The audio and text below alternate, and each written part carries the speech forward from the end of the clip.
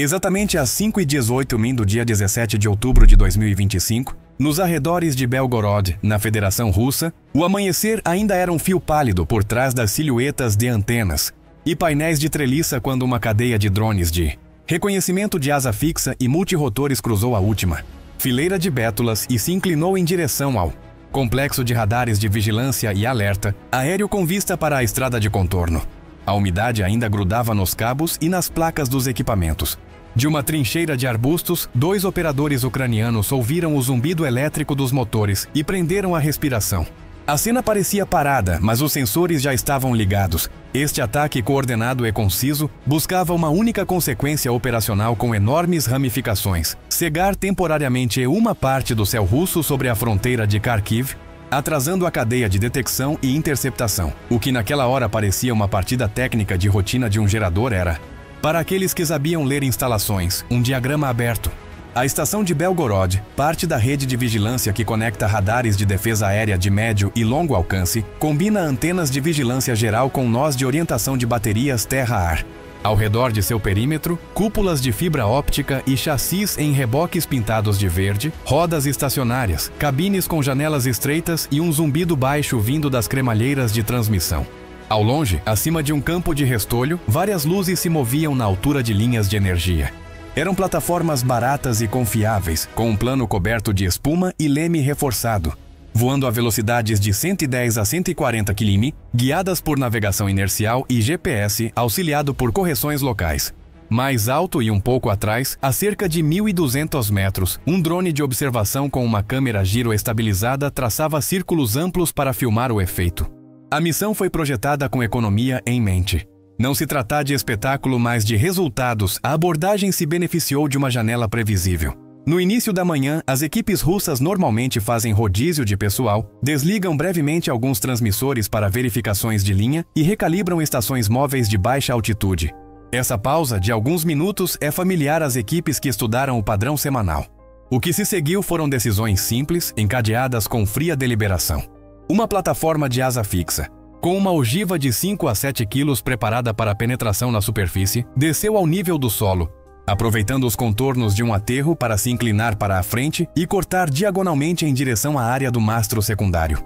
Ao lado dela, outra aeronave, mais lenta e com melhor controle preciso, um quadricóptero pesado com 40 minutos de autonomia.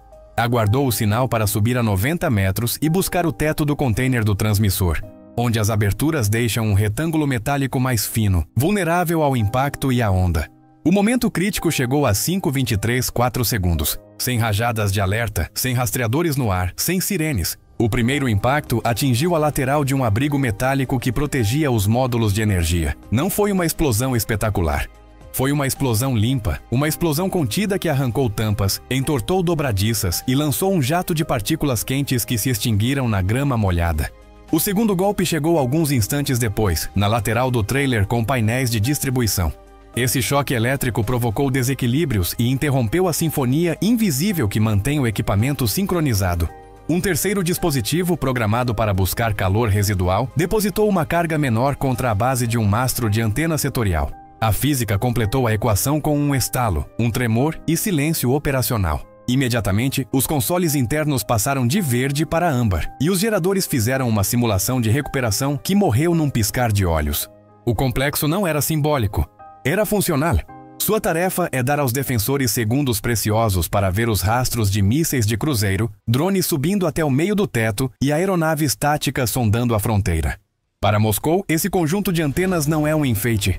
É parte do relógio que decide se um Pantsir ou um S-300 recebe coordenadas refinadas a tempo. Para Kiev, esse relógio é uma presa. Se você atrasar, os interceptadores chegam atrasados, os vetores se tornam imprecisos e a cúpula que protege depósitos, estações de retransmissão e linhas ferroviárias desenvolve uma fissura. É simples assim e concreto assim. Um nó de cobertura a menos pode não parecer grande coisa em um mapa de escala nacional, mas na prática altera os tempos de alerta, os ângulos de rastreamento e a largura de banda dos centros de comando que, de repente, precisam delegar mais trabalho às estações adjacentes. O amanhecer consolidou a cena e a tornou árida. Fumaça cinza grudada no metal, cheiro de verniz queimado, fios rachados pela temperatura, tinta levantada em flocos que caíam ao vento. A vegetação alta se inclinava, o orvalho evaporava em manchas. Um holofote de segurança ainda estava aceso, balançando como se procurasse um culpado em um campo vazio. Ao longe, um caminhão de segurança fez uma curva ampla para evitar entrar diretamente na nuvem. As vozes no rádio eram curtas, tensas, em um tom clássico.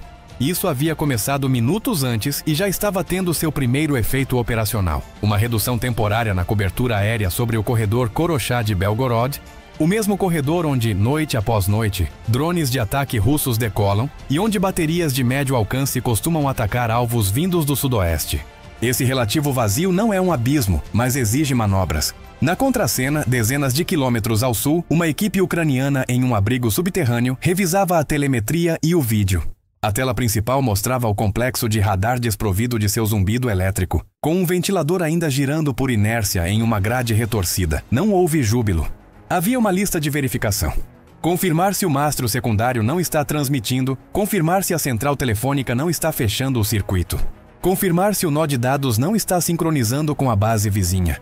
Quando as 3 caixas ficaram azuis, alguém disse uma frase seca que resume a abordagem. Alvo degradado, janela aberta.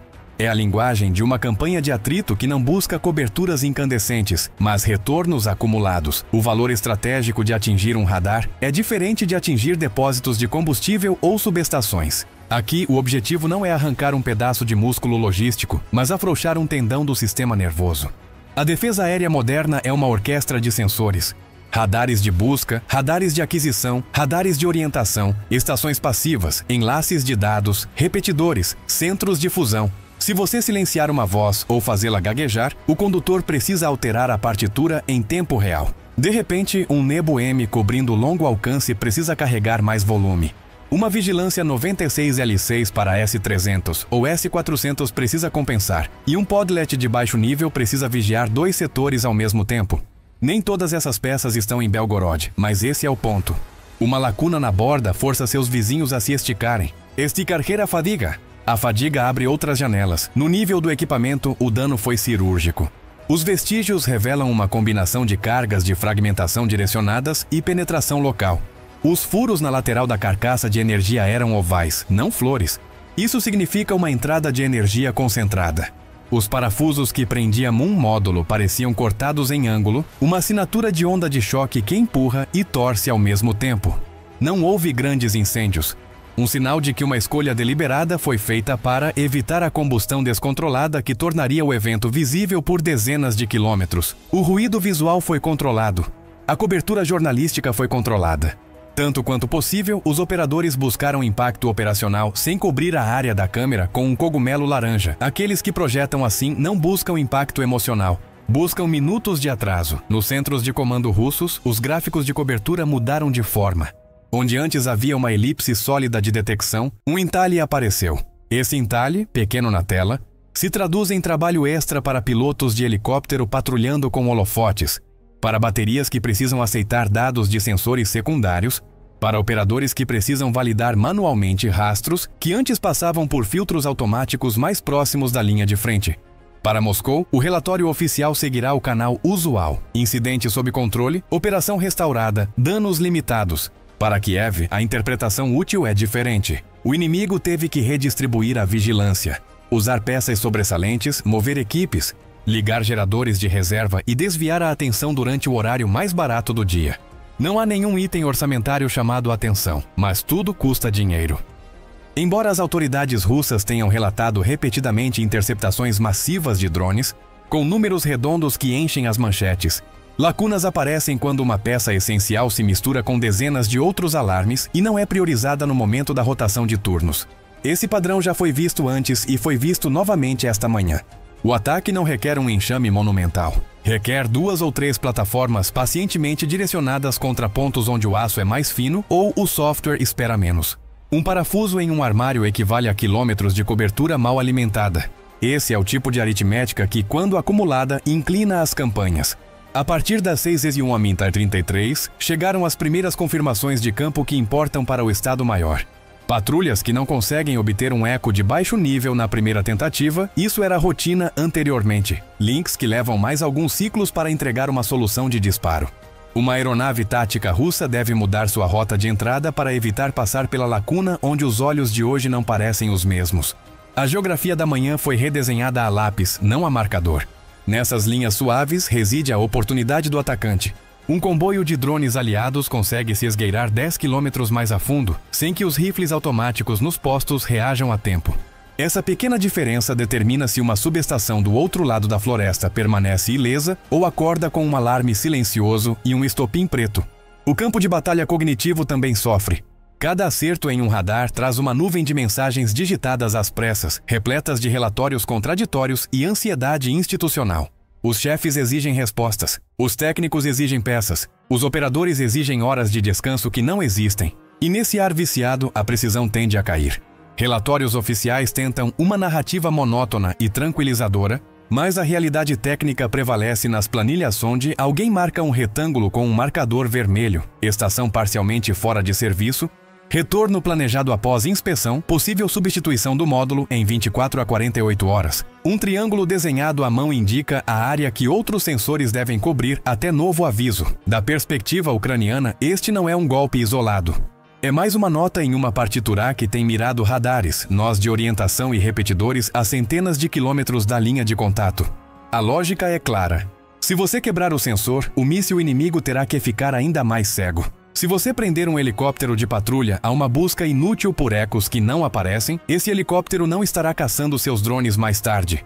Se você forçar a ativação de redundâncias em 3 províncias, as contas de combustível e peças de reposição aumentam, enquanto sua aeronave custa o mesmo de ontem. Essa assimetria, multiplicada por semanas, corta o adversário pela ponta. No local, as equipes russas fizeram o que a profissão dita. Eles isolaram a área, descarregaram extintores de pó onde ainda estava chiando, desconectaram linhas para evitar curtos-circuitos tardios e levantaram painéis para ver o que sobreviveu. Um capataz bateu em um módulo com os nós dos dedos, que ignorou o golpe. Outro, com uma fita isolante pendurada no bolso, tentou fechar uma porta que não fecha mais. Eles sabem que a prioridade não é estética, mas funcional. Voltará a transmitir mesmo com metade da potência? É possível emendar um cabo e isolá-lo para que o software possa iniciar o diagnóstico? E, acima de tudo, a que horas o entalhe no mapa deixa de ser oco? Cada minuto de atraso é multiplicado por mudanças de rotas de voo, por turnós que se prolongam, por operadores fatigados que acumulam erros. No meio da manhã, os satélites comerciais que examinam cada metro quadrado enviam imagens indecorosas. Um retângulo com o teto danificado, manchas escuras que poderiam ser detritos, veículos de serviço estacionados em semicírculo. Um perímetro que não existia ontem. Esses pixels são a parte visível de uma alavanca maior. Para quem olha apenas a imagem, o dia parece igual ao anterior. Para quem integra sinais, o mosaico carrega uma mensagem clara. A rede de vigilância russa naquele canto do mapa perdeu desempenho por horas. E o maquinário de defesa teve que se adaptar imediatamente. Adaptar-se tem um preço. É combustível, é vida útil, é estresse no sistema, é um pacote logístico que viaja quando antes não precisava se mover. É importante insistir no ângulo econômico, porque aí reside o dreno silencioso.